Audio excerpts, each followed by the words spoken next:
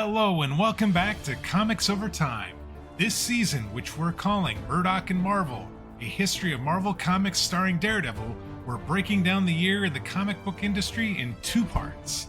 In part one, we'll look at the state of the comic book industry as a whole, as well as what things were going on in society that may have impacted the comic book industry during that year.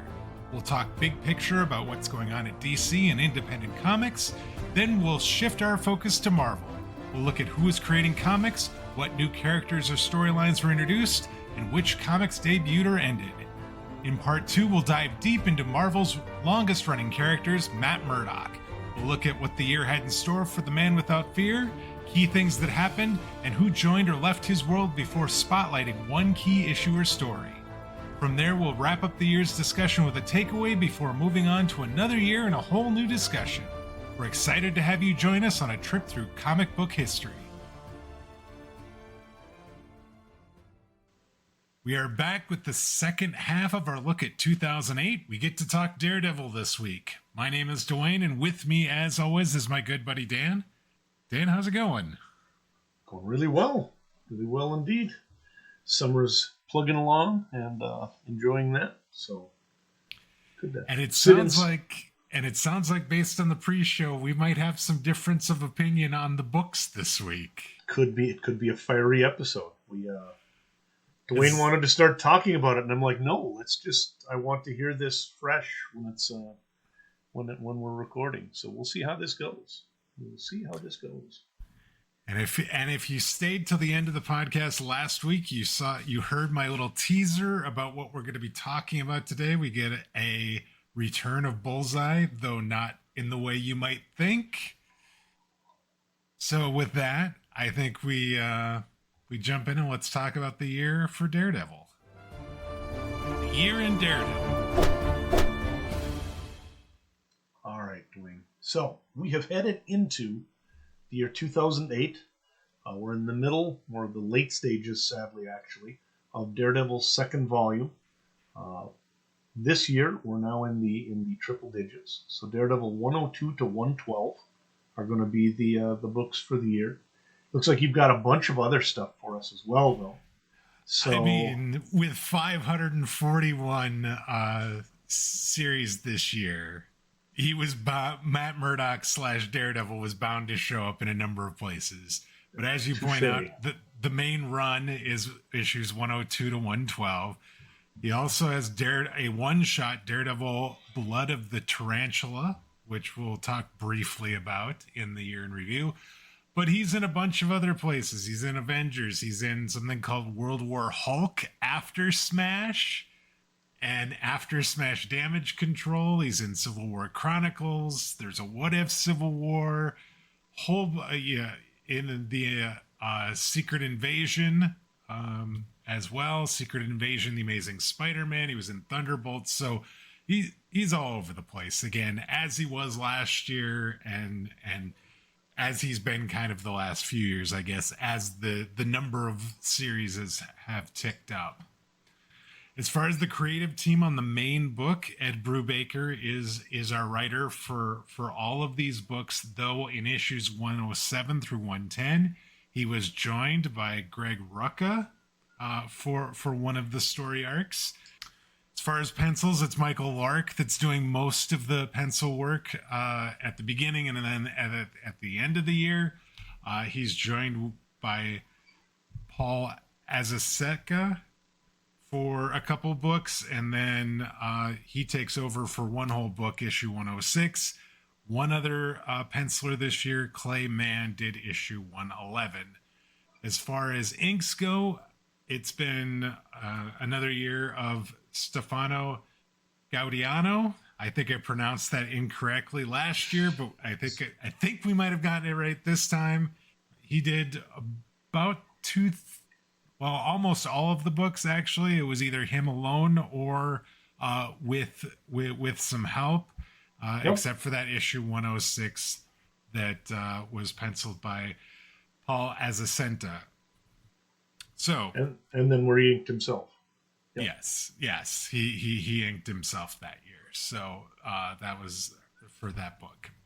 So as far as what happened in 2008 for Daredevil in that main run. The year begins with the final 3 parts of that Without Fear storyline that we talked about last week in our 2007, or 2 weeks ago during our discussion of 2007. Daredevil takes down Mr. Fear, but not before Matt Murdock and Mila Donovan's life are turned upside down. As far as news story goes, in May, we get a single story called Sympathy for the Devil that bridges us into the next big story arc. In it, we see Matt Murdock struggling to deal with everything that's happened to him and Mila. And frankly, I thought it might be an interesting kind of book to look at as far as our spotlight story for this week. We've had a lot of really action-packed stories over the last few years as far as our spotlight story.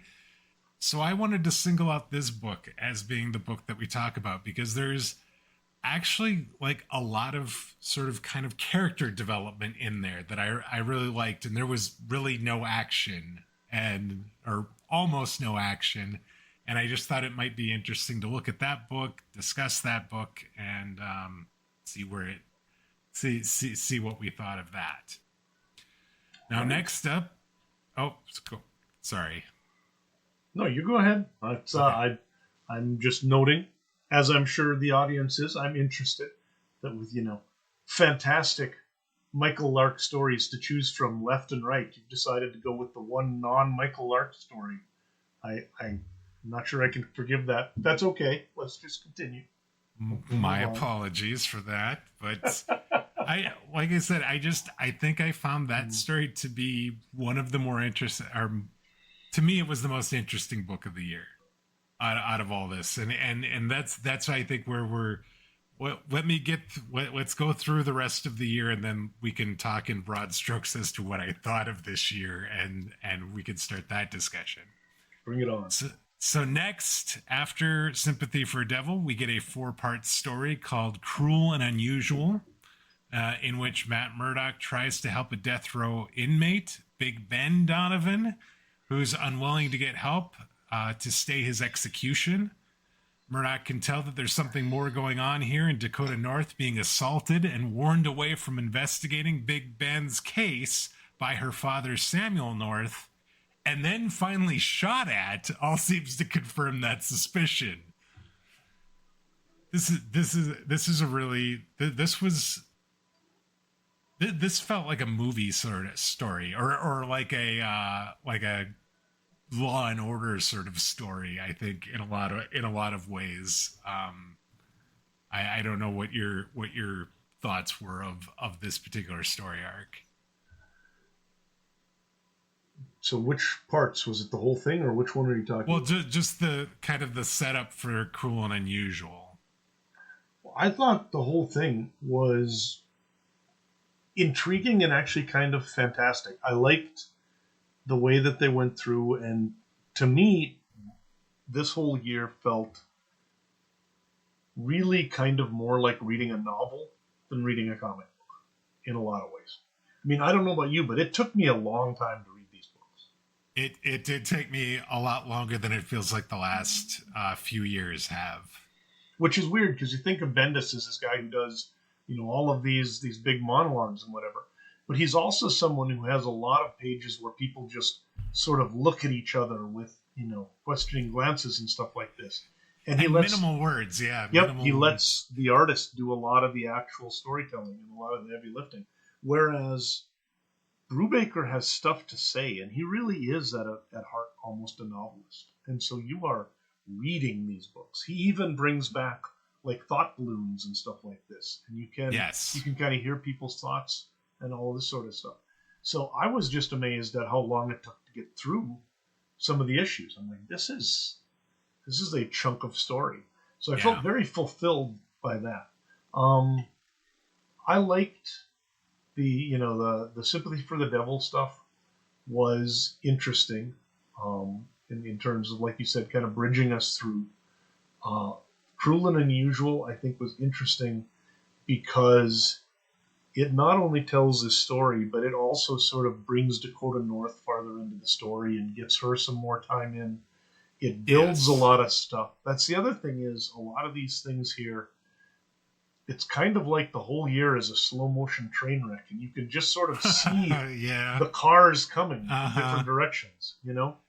I did like that we got to see a lot more of Dakota North this year, and specifically, I think this story did a great job of kind of bringing her not necessarily in line with, say, Foggy Nelson as like a really important character to be around Daredevil and Matt Murdock, but like if you think about the way Karen Page was considered very early on when she was first introduced, I feel like that she's almost to that level. Obviously, Karen Page ended up being a lot more important than that as time went on, but Yep.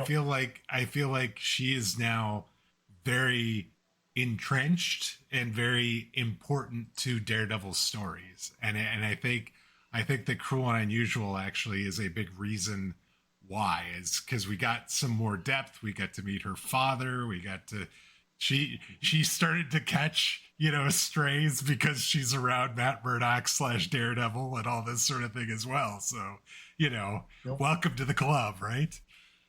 Yep. We got to see all sorts of Dakota North this year.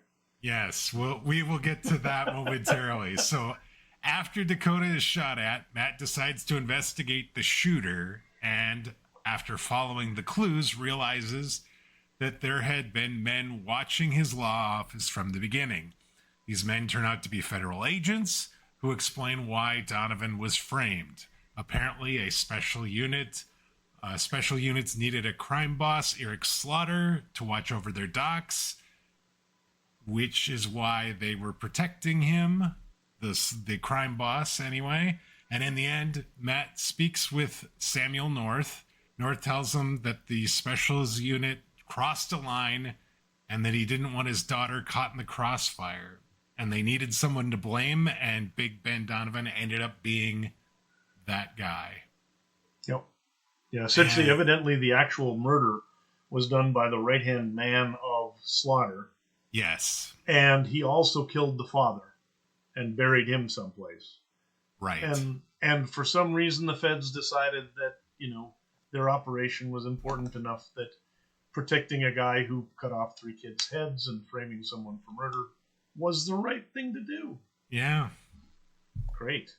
yeah, Your government dollars at work. So indeed. Interestingly, though, this story was billed as a 5-part story that ended after 4 parts. I don't know if you noticed that across the books. I did not. I normally do notice that. It So started out the, being called yeah, a 5-part. In the first issue of this story, it talked about it being a 5-part story, and then like in the second one, I don't think it said much of anything about how many parts it was going to be, and then the third and fourth part, and it just ended. Huh. Yeah, so number 3, it says, interesting. Okay. Yeah. Sometimes they do that. They just kind of decide they don't have as much story as they thought they did, or something's got to happen, or whatever. But that is very interesting.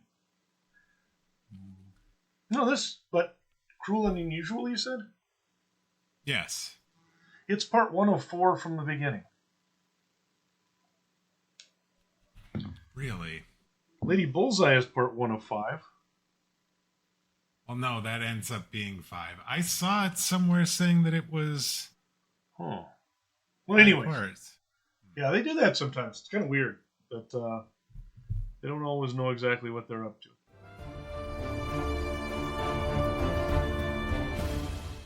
All right. Well, to finish off 2008, we get the return of Bullseye.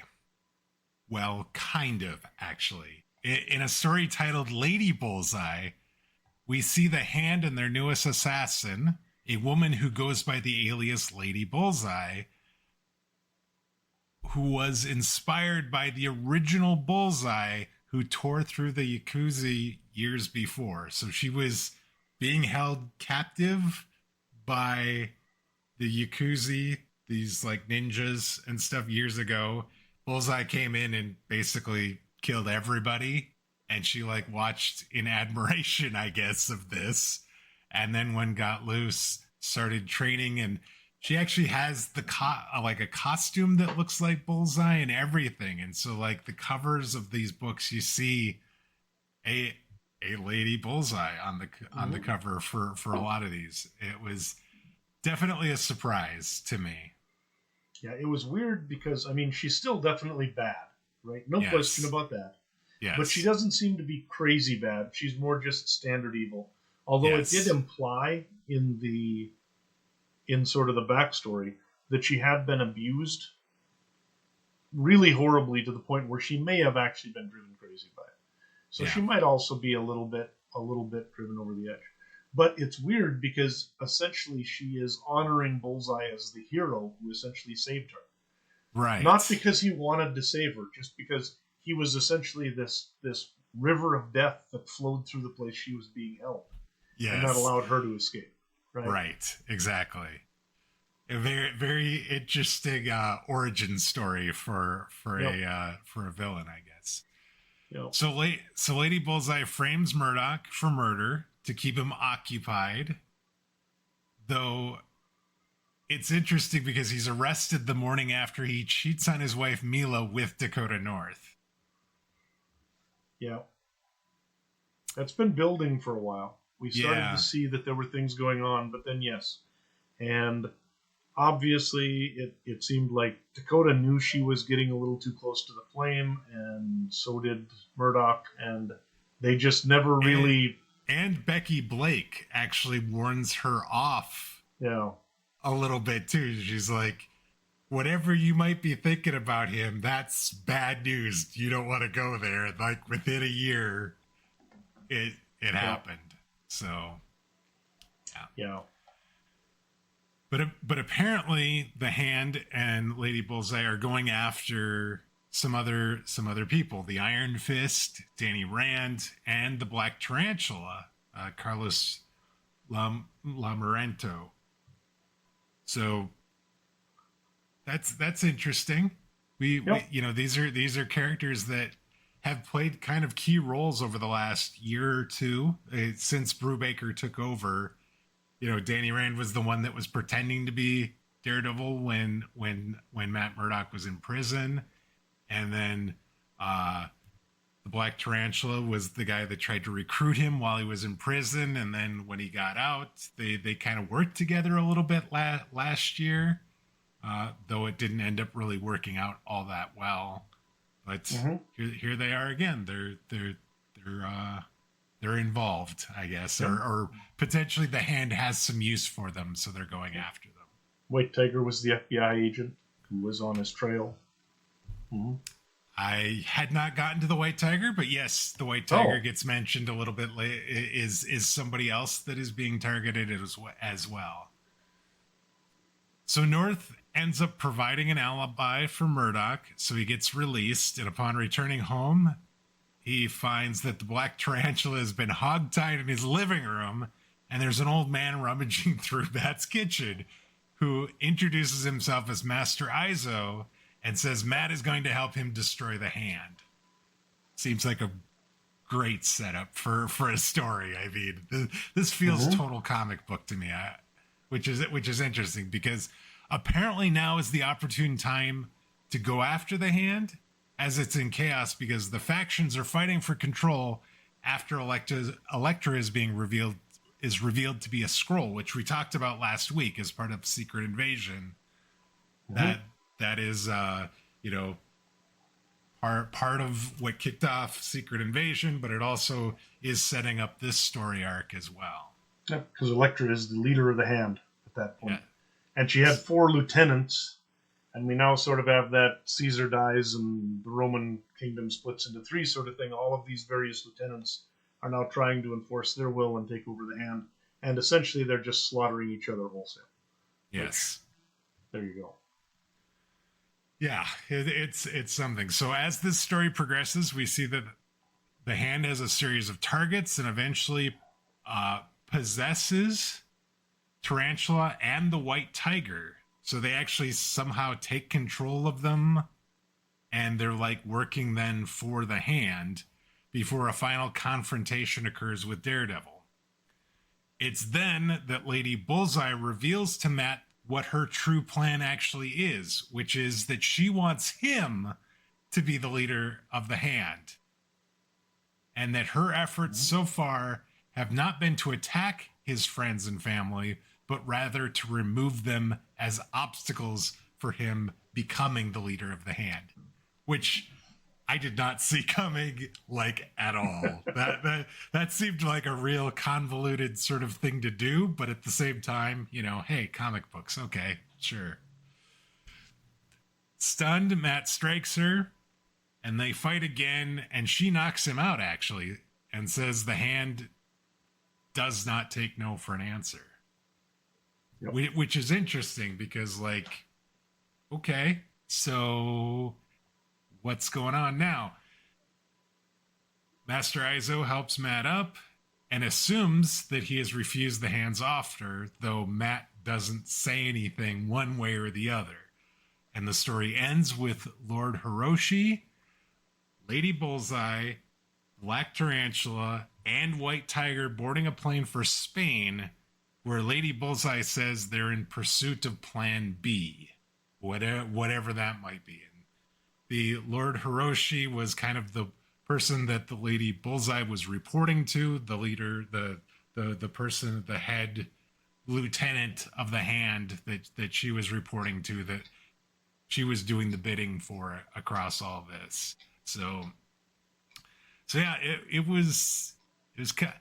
I found this story a little tough to follow, if I'm being perfectly honest, and it just sort of felt like there was a lot going on in it and a bit convoluted, I guess. It is very convoluted. Maybe that's why I didn't enjoy this year as much, because this ended up being kind of the ending story for the year, and it actually spills over a little bit into 2009.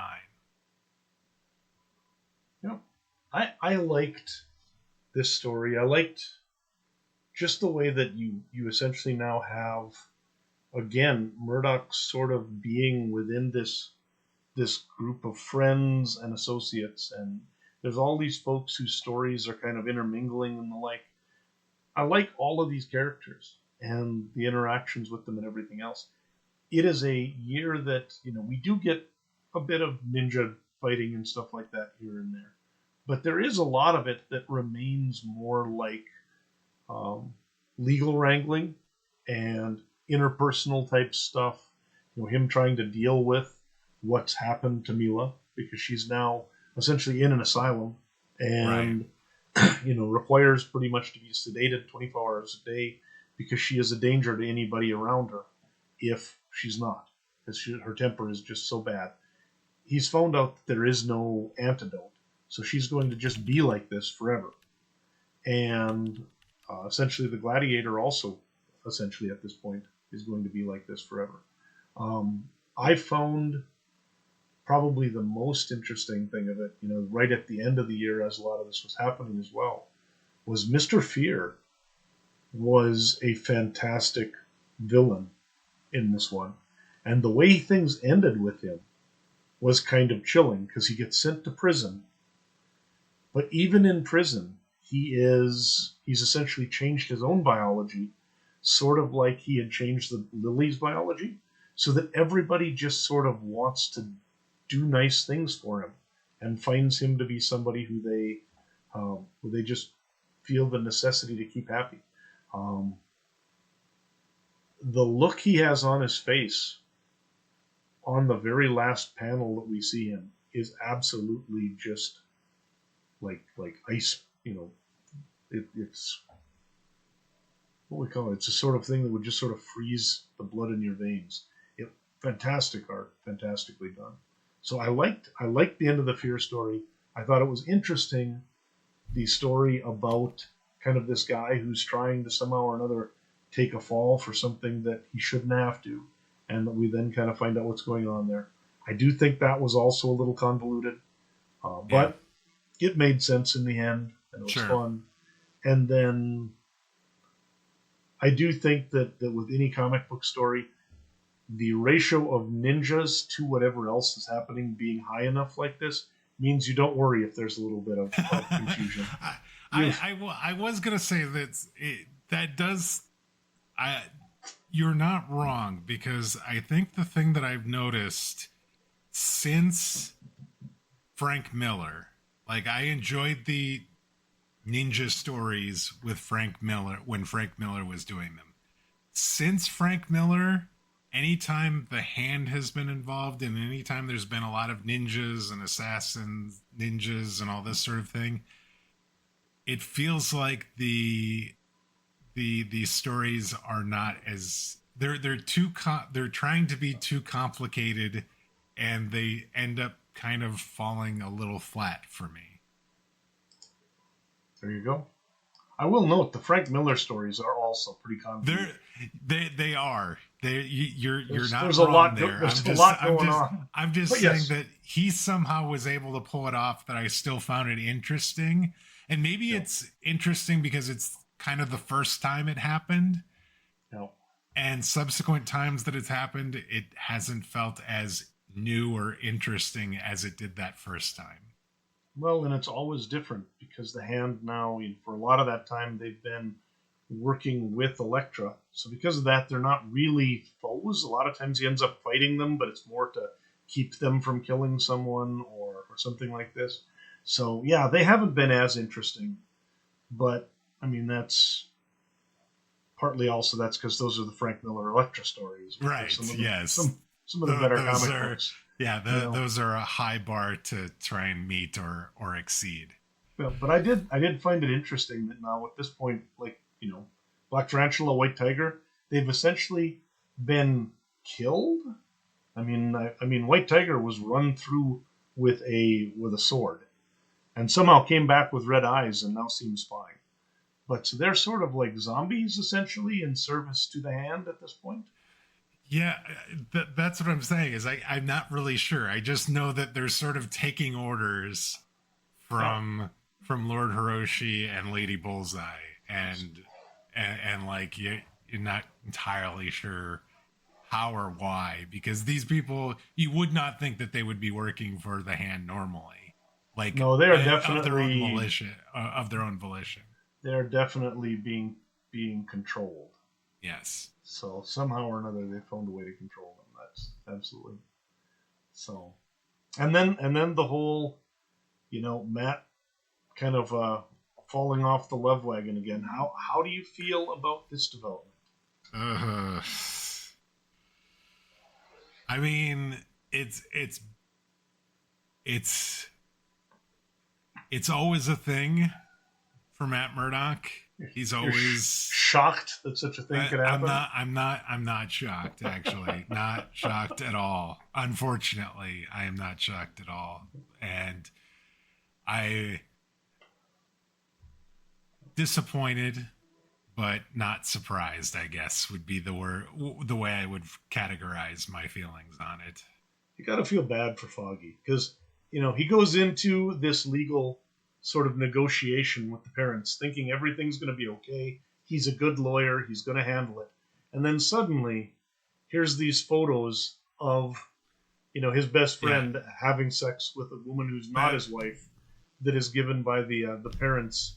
And it's like, Jesus, dude, how many times is this going to happen? That is So I would note, and did have in the notes that I was going to bring up next, is there was a side story of the Lady Bullseye story arc that is important. And it is Mila Donovan's parents went in and checked her out of the hospital that Matt's been visiting throughout the year, and they are trying to keep him away from their daughter. First by just pulling her out of the hospital and not telling him. And then at the end of the Lady Bullseye story, they actually the parents come to the offices of Murdock, Nelson, and Blake, and are like forceful. They want him to sign divorce papers and show him that they've been following him with a private investigator who has photos of him and Dakota together, and it ends up being an absolute mess. And I think it's implied that they pulled her out of the asylum the day after he and Dakota had their tryst, where Yeah. they got the news from the private investigator, and they said, okay, Yeah. well, it's time. And so, I mean, it's definitely one of those things where also they then were looking through her papers and found the divorce papers. So they're just looking at it and going, our daughter didn't have a great relationship. This guy destroyed her life, and now he's cheating on her. I don't really know exactly what Foggy intends to do here, which is why he's at the end like, yeah, he's not in a firm negotiating spot to try and undo some of this mess. and I think Foggy at the end even is like, you just really should maybe honor their request because obviously you've sort of already moved on, you know. So Yeah. just and in classic Murdock style, just so he can hurt yet another one of his, his girlfriends or relationships, he manages to decide no, he's going to try and hold on to Milla, and thus, distances himself more from Dakota as well. So, yeah, classic yep. Murdock. That is our Matt Murdock, as we've seen through, almost 500 issues, I guess. Oh. So one other story, the one shot Daredevil, Blood of the Tarantula. In that, Daredevil helps Carlos Muerta face down his cousin Luis, who's being backed by his former gang from Argentina as they arrive in New York, and they're trying to steal the powers of the Black Tarantula from him and return it to its country of origin. And so that was, I didn't actually get all the way through that before we started recording tonight, but it was, I tried to at least see a little bit of it, and it's okay too.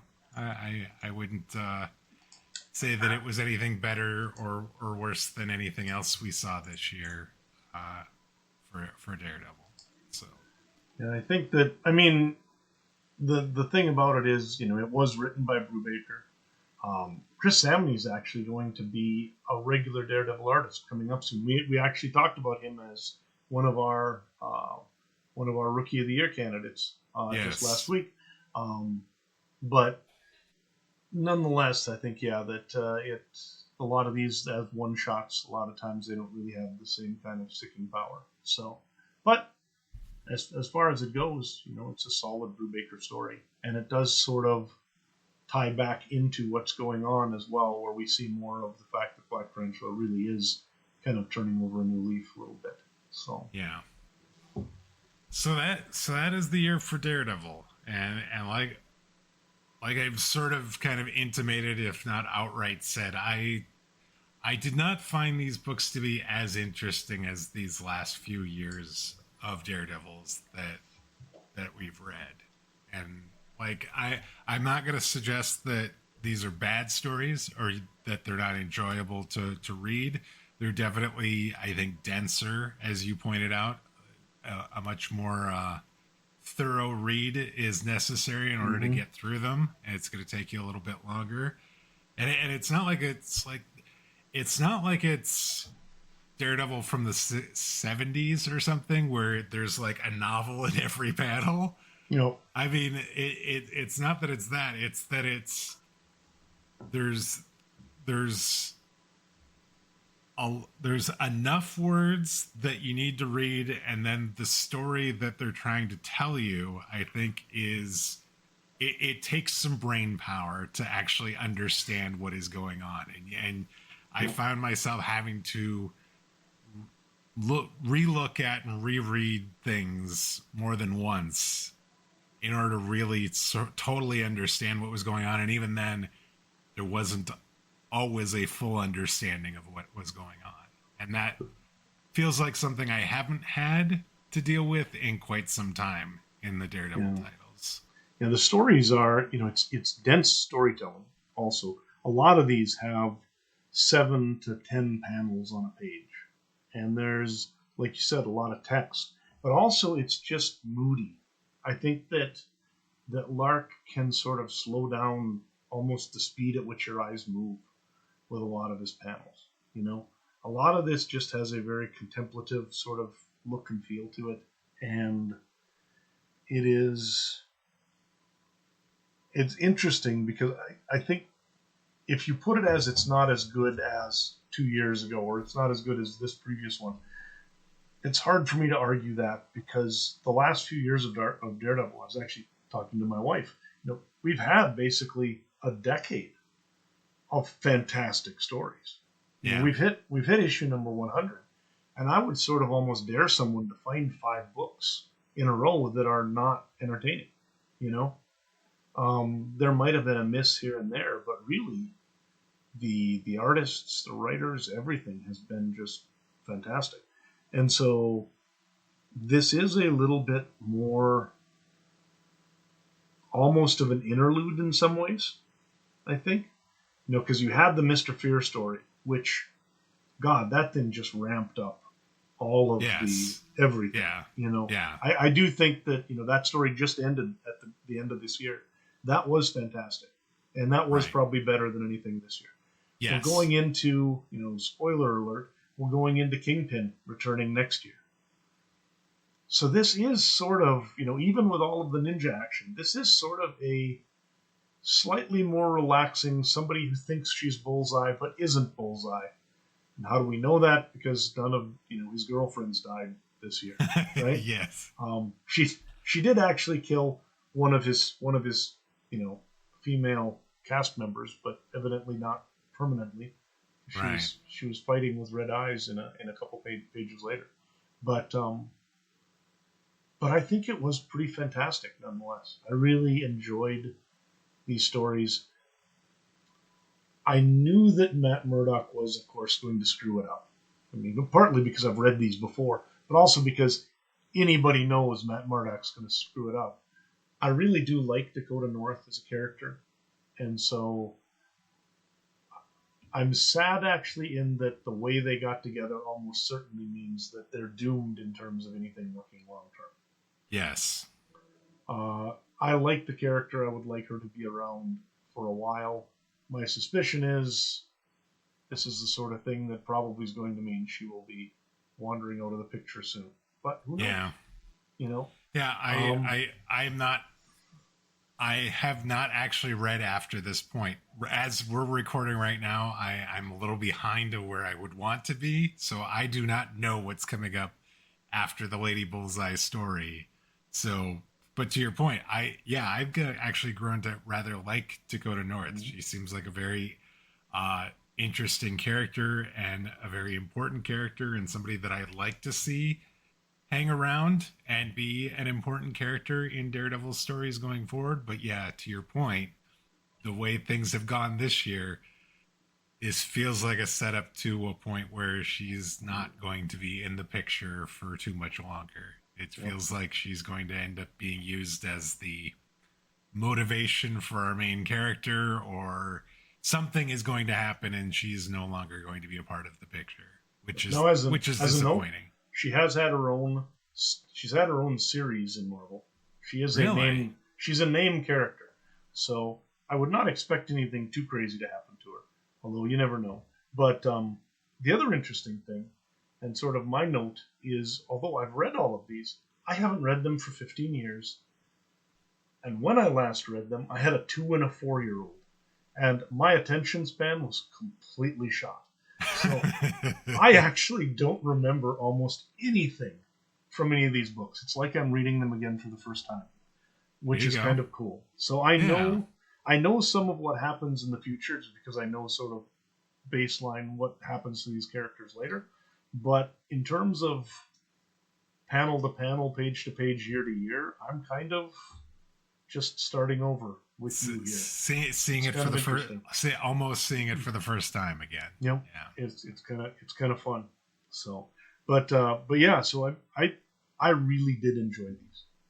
So, I would not fault somebody for liking these stories. I think there's definitely aspects of these stories this year that were interesting, and I can see why people would like them and would think very highly of them. They just didn't hit for me the way the last couple years have hit with me. There you go. That's cool. So why don't we move forward and let's talk about the spotlight story for this week. This week's spotlight story. All right, Dwayne. So, the book you've chosen as our spotlight is actually wildly different, in my opinion, from the other stories because the sublime Michael Lark did most of the art for this year. And Yes. he has a very specific, sort of almost like black and white 1940s movie kind of look to his art. He uses a lot of panels that are sort of small. He's got a sort of a cinematic move between things, and he keeps everything very fluid. I love Michael Lark's art. So I have nothing against the other guy, but I will note he's not Michael Lark. No. So that is the one thing yes. that makes it different, is he is a very different art style stuck right in the middle of two Michael Lark stories. Right. Yes, this was issue 106. This was the Ed Brubaker, Paul Azaceta, who did pencils and his own inks on this issue. So this was definitely a different story, different mood than the kind of high power sort of ending of the Mr. Fear story, and then the start of the very more procedural sort of crime story that was the Cruel and Unusual story arc that is about to happen. So stuck in the middle is this book, Sympathy for a Devil. It's May 2008. And yeah, I'm not gonna lie. This isn't gonna be everyone's cup of tea, I don't think, because there isn't a lot of action in. It doesn't have the same look and feel, as you point out, as the rest of Daredevil for this year. But I did think the story was really interesting, and I actually kind of liked the art for this. I wouldn't say that it's anything groundbreaking or anything that's overly. I'm going to use this in a way that's going to sound bad, but it's not that it's bad. There's nothing memorable about it in a bad way, is what I'm going to say. Right? It is what it is, which is it does a good job of conveying in pictures the story that is trying to be told. I would say it is actually an interesting style. He seems to be a very good storyteller. His art is a little bit more simplistic in that he has a number of panels where there isn't really a background. They're just like a foreground character, and maybe one or two lines that sort of shows that there's a door frame in the back or whatever. Whereas a lot of the artists we've seen lately are, Lark. He's got basically the entire geometry of the room planned out and does everything. I think in a weird way, when I thought about it, I do think, though, that there's a way that he almost has sort of the moodiness of Lark while having like a Mike Mignola sort of blocky, more cartoony kind of style to him. And it kind of mashes them together. And it is fun art. I like the art. I think he, like you say, he tells a good story. It moves from page to page well and everything. There are times when it seems like the art does get a little muddy to me, and he uses maybe too many shadows, and we kind of lose some stuff. So I would expect this to be more in like an independent book actually, than in a Marvel book.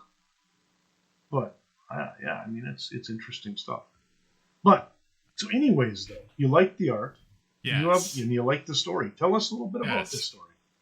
All right. So the first thing I'll note is this story basically takes place a month after the events of the Without Fear storyline that has just ended in the actual title itself. As the story starts out, we see Ben Urich, who's now the editor of Frontline, rejecting an idea of one of his reporters who wants to make a story about Mila. Ben is angry about that. He says he's aware of Matt's troubles, and the last thing he wants is one of his reporters writing stuff to kind of prod it at his friend. He's aware by reading the police reports that Matt's lost, that his loss of Mila to the hospital and everything that's gone on have kind of turned the activities of Daredevil into a much more violent Daredevil. He is being nasty when he's going after criminals right now. We then see Foggy Nelson trying to check in on Matt at his home. His friend hasn't shown up at the law offices for most of the last month, and he's worried. Even more so when he sees all of Mila's clothes packed in boxes. The house is dark and almost abandoned, seemingly abandoned. Matt appears like a ghost. He's haunted by the scent of Mila being all over this house, and he's decided that he's going to get rid of all her things. So he actually, I was almost surprised that he let Foggy into the house. And then he's just like kind of in a sort of almost sort of catatonic, sort of just kind of going through the motions of being there and sort of trying to have a conversation, but not really having a conversation with Foggy. And Foggy's like, come on, come on, come back to the office, that sort of thing. And he's just not having any of it. So that's kind of how this story starts. And that definitely was not where I was expecting this story to start. Yeah. Well, the whole setup is kind of interesting in that, we have for probably, 3 or 4 pages, you've got just Ben Urich doing his thing, and you see old Daredevil, and then there's Foggy just sort of wandering through. There's a lot of setup that's more like the focus of his other characters sort of thinking about and wandering through his life while he's Daredeviling in kind of pages in between. Yeah. So, yeah. And then they meet. Yes. So Foggy suggests to him that getting back to work would do him some good. And in response, Matt jumps out the window. His priority is to punish crime in the neighborhood. Foggy and Ben then confer at a bar. Ben tells Foggy that he's repeatedly phoned Matt without getting any response. And Foggy says he feels powerless as Matt seems deaf to his reasoning. They should get back into the office and sort of re-engage with his Matt Murdock life as opposed to continuing to do all the Daredevil stuff. Neither of them can seem to reach him. Now next, we see Dakota North driving Matt to visit Mila in the hospital. Apparently they're doing this 3 times a week. However, on their latest visit, the doctor tells Matt he shouldn't be visiting her because it upsets Mila every time he visits and is a hindrance to whatever progress she may be making in her recovery when he's not there, which infuriates Matt. And Dakota is trying to calm him down. She ends up taking him to get a drink, and they start talking a bit. And this, I think, is where things really get interesting, because Matt explains to Dakota how Mila's situation is just another tragedy in his love life. Mentions Elektra, Heather Glenn, Gloriana O'Brien, Karen Page. There's a laundry list of women that he has gotten really killed, yes. or bad things have happened. All have paid a high price for loving him. Yep. Now, Dakota thinks because he's actually coming out and saying some of this stuff that this conversation might be doing him some good. That he might actually start hearing his friends and start re-engaging in his life. But then Matt turns around and starts attacking 2 random lowlifes in the bar who he just heard talk about committing a robbery. Yeah. So he immediately goes Daredevil, basically, as Matt Murdock in this bar. So she has to pull him out of the bar, and once on the street, Matt immediately deserts her and becomes Daredevil again. Dakota phones Ben and Foggy and tells them what has happened. So this is This started out as sort of a heartbreaking sort of thing because I can understand being the guy that's trying to go and see Mila, and he's like talking to her and trying to do this thing, and then have this doctor say, you're actually doing more harm than good coming to see her, and you shouldn't come here. And then he starts thinking about all this, but then he immediately turns into sort of the violent daredevil that apparently has been going on ever since the end of the Without Fear storyline. Yeah, I think that when it comes down to it, this really becomes essentially an issue that mostly just looks at how hard it is to be Matt Murdock's friend. Yeah. Right? That for Foggy, he's trying to help him, and Murdock won't have any of it. Dakota's trying to help him, and he won't have any of it. You have essentially, what's the name of the guy who's I can never remember. The newspaper guy. Ben Urich? Yeah. You have Ben Urich, who is trying to, sort of keep his name out of the paper a little bit and give him a little bit more of the benefit of the doubt. Even as he's got reporters who are like, look, this is news. Why aren't we covering the news? Right. And he's basically like, man, I'm turning into, like the reverse of J. Jonah Jameson with Spider-Man, right? Yes. And this is not good. So it just is, it's interesting to me watching kind of how this all works together. And again, it just comes down to that thing that the way Murdock lives his life is just really difficult for everybody around him. He gets them hurt, and he also just puts them in bad situations. And when he's not doing that, he's pissing them off just by making bad decisions. Yeah. I would also say it does it definitely does that. It also just sort of, in my mind, it sort of almost shows that, like, it shows how hard it is to be a superhero too. Like it's hard for him, and like he doesn't know how. Like I think a lot of times he doesn't know how to react. At least that's the impression I'm getting, and like, or like the way that he default reacts is to sort of close off and just be this silo, thinking maybe that if he doesn't do that, that it's going to end up affecting everybody around him. But by doing that, he affects everybody around him. So he basically does the thing he's maybe not trying to do. That is true. Intently by doing it. Yep. But it's not this hard to be a superhero for everybody. No. I was going to say, it doesn't seem like it's that hard for everybody else.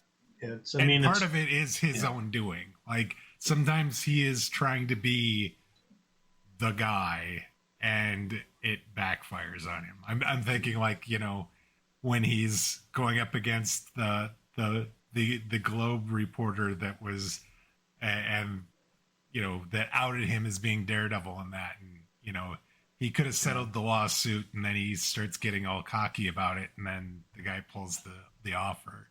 Yep. He's 100% his own worst enemy. There's no way around it. So as this story ends, we see Ben Urich back in the office. He finds the reporter that wanted to do the Mila piece searching through his desk, and that reporter finds some of those police reports, and to him it's obvious that Ben should publish what he knows and make this a big scoop, a big story, a J. Jonah Jameson sort of story, I suppose. Ben, though, is angry that this reporter won't leave well enough alone, and instead leaves. He won't have any of this at his newspaper. So I wasn't sure if he was like quitting or just like leaving, but I think he might have been quitting. Urich says he wants to protect his friend, and he hopes that Matt will come back to his senses and help his friends to take care of him. And so that's where this story is. And so this isn't, like I said, this isn't like a groundbreaking story. And I feel like we've even had this sort of story before in the Daredevil books, where we just sort of get a glimpse as to the mental and emotional state of Matt Murdock, and neither is in a very good place. But I found this like a really interesting story, and seeing how sort of the people around him, despite how they get treated by him, they still go out of their way to try and help him. You know, I also think that you can look at it as kind of a bottle episode type of thing, or a true filler episode, in that nothing actually happens here. No.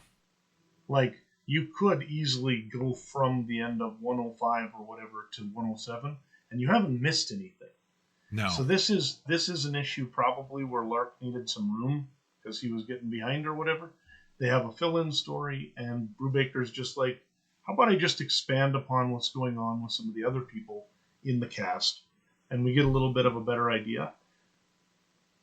It's weird because a lot of times these issues can just feel like a waste, but Brubaker's found a way instead to sort of expand upon a lot of the emotion and the relationships and whatever, and make it an issue that actually has some value, while still doing what it needs to do, which is buying Michael Lark some more time so he can create that sweet, sweet art that we love so much, right? So, yes. Yeah, I find it interesting because to me this was the least interesting issue of the year, but to you it was the most interesting, and that's fantastic. Yeah. That's the way comics should be. Different things resonate with different people. But yeah, I think it was the fact that in the end it was sort of out of the main continuity and the like. I didn't really resonate with it as much as you did. So that's kind of cool. But yeah, it was interesting though, just in that I've always liked Ben Urich. I like the Ben Urich character. That was my favorite part of this story. Yeah. Was seeing him sort of, having taken over essentially the editorship of another paper because he's tired of the way Jameson did things. And then finding that maybe it's more difficult to actually, be the guy behind the big chair than he thought it would have been. So no, I can't argue with you. Like I said, I don't think this is necessarily everybody's cup of tea, but it sort of hit me in a way that I wasn't expecting, and so it ended up being memorable to me, and so then that's why it ended up being the spotlight for this week. That's awesome. I celebrate that. All right, should we move on to the rapid fire questions for this week? Bring it on, man. Let's do it. Are you ready? Sure. First question is a beaner this year. Who is Matt Murdock in love with this year?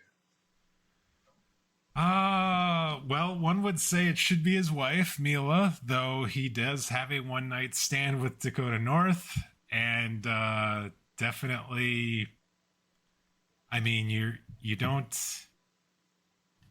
as you said, it did sort of feel like this was brewing, and so like, I don't think it was just they happened to be, because they weren't even really like drinking and then it happened. I mean, I think there was a little bit of circumstances, but like, yeah. Wasn't it that he'd gotten Iron Fist to like come and do his magic on her shoulder that had been shot, and then he's like, "Here, let me help. I can massage that a bit too." Yeah, and suddenly it's something like that, and then. But yeah, I mean, it was definitely brewing, and it's awkward because then after a lot of it comes out, then he's like, "Oh, by the way, I want to go see my wife. Can you drive me there? Yeah, can you drive me there? Yeah." I mean, only Matt. And then he's like upset that she like was his alibi to police to get him released from jail. Yeah. He's like, I don't want this getting out that I was that we were together. And then like when he's fighting with the parents about this, despite the fact there's pictures, he's still like very much like Mila's the most important thing, and it's like No. she's like right in the room as he's like saying that, and it's Yep.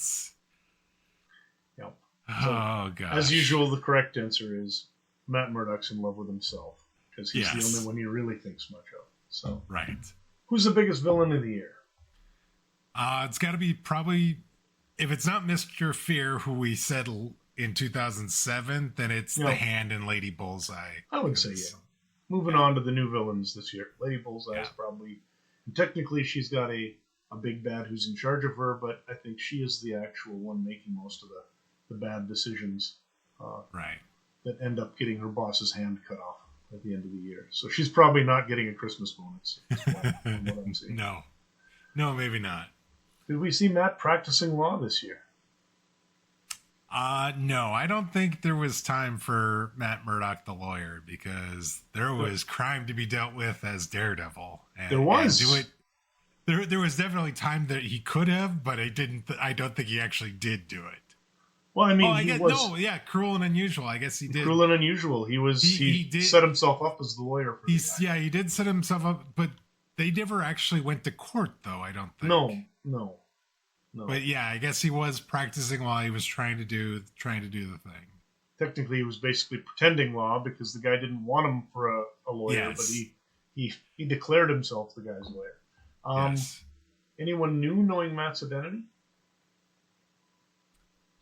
Again, I don't think there's anybody new this year that... No, I think that the interesting thing this year is you really get that sort of that confirmation that most of New York is in a situation where they all believe Matt Murdock is Daredevil or know that Matt Murdock is Daredevil, but none of them wants to get sued because of it, because he's a pretty good lawyer.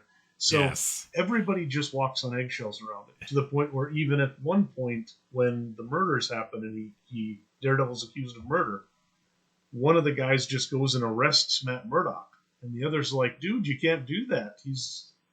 And the other's basically saying, I've got a guy accused of murder. Everybody in the city knows who he actually is. I'm just going to go arrest him. Yeah. We're not going to pretend like I have to go get him when he's in the suit. Exactly. So, did that suit change at all this year? Anything interesting? I mean, I didn't think I noticed any differences. I don't this year. think so. It's been some years since we've had any changes with the suit, I think. He spends so little time in it that there's no real need to redesign it, probably. So he's learned anything new about his past? I don't think we learned anything new about his past this year. I would say we learned something new about his past in one way, and that is that we learned who Stick's trainer was, or who Stick's teacher was. Oh, yes. So essentially, his ninja grandpappy came on the scene this year. The Master Izo ended up being, I guess, the person that Stick trained under, and then Stick obviously trained our man Matt Murdock. Biggest moment of the year? So I'm thinking that it's Lady Bullseye revealing Daredevil should lead the Hand. Because that one? I didn't have that on my bingo card. Yeah, a lot of the others not so terribly surprising, maybe. The fact that Matt ends up being slightly unfaithful, and that the marriage is likely over, those sorts of things. I think we kind of saw that writing on the wall. But yeah, that is definitely something that came kind of out of left field. So I thought that was pretty cool. I also thought when White Tiger actually got ran through with the sword was kind of surprising, because I was not particularly sure how that was going to work out, whether she'd just been killed or not. But I think you've picked the right call. Yeah. And lastly, and I guess I forgot this one. Normally we do this a little earlier here. In the year 2008, the year of our Lord 2008, is Daredevil still a good guy? So my answer to Daredevil being a good guy is not really. Was a rough year this year for Matt Murdock and for Daredevil both, and he's not handling it very well. Like, there's violent acts as Daredevil when he's going after criminals. He's, you know, cheating on his wife.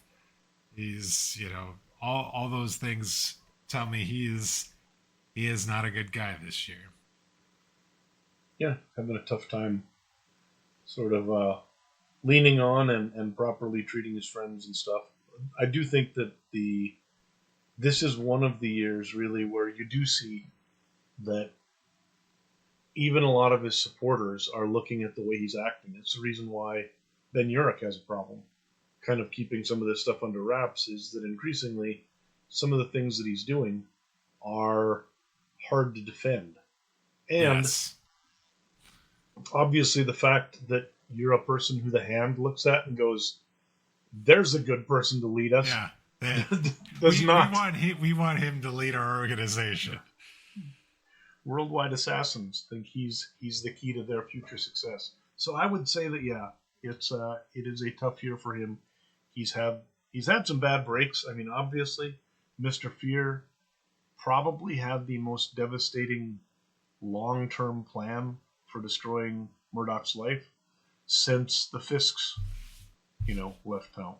So it's been a rough while. Yeah.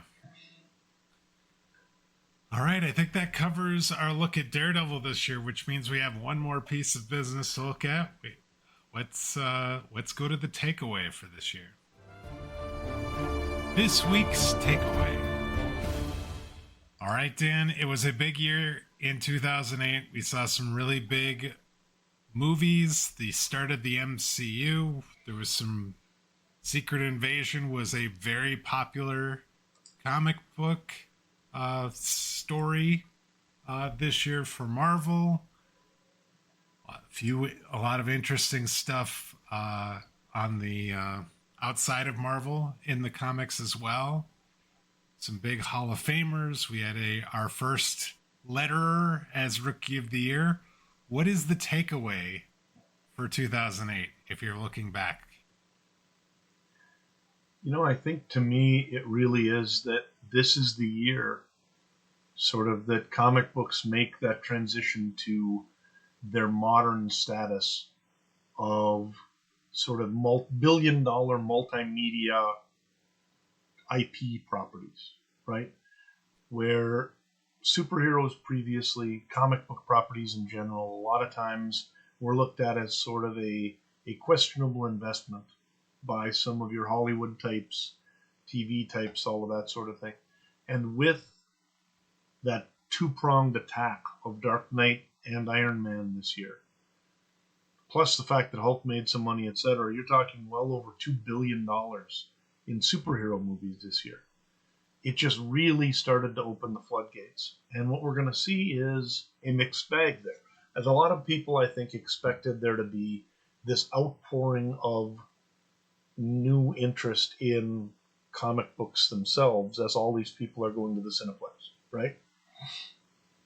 Because the interesting thing is, we just did $2 billion in superhero or comic book movies in an industry that's only making $500 million. And so, obviously, 3 or 4 movies brought in 4 times as much money as all of the comics published that are in the medium that these movies are based on this year. And so, and I don't think we're going to see a lot of that happen, unfortunately. That translation to the comic store and to actual sale of monthly comics does not really come around the way people thought.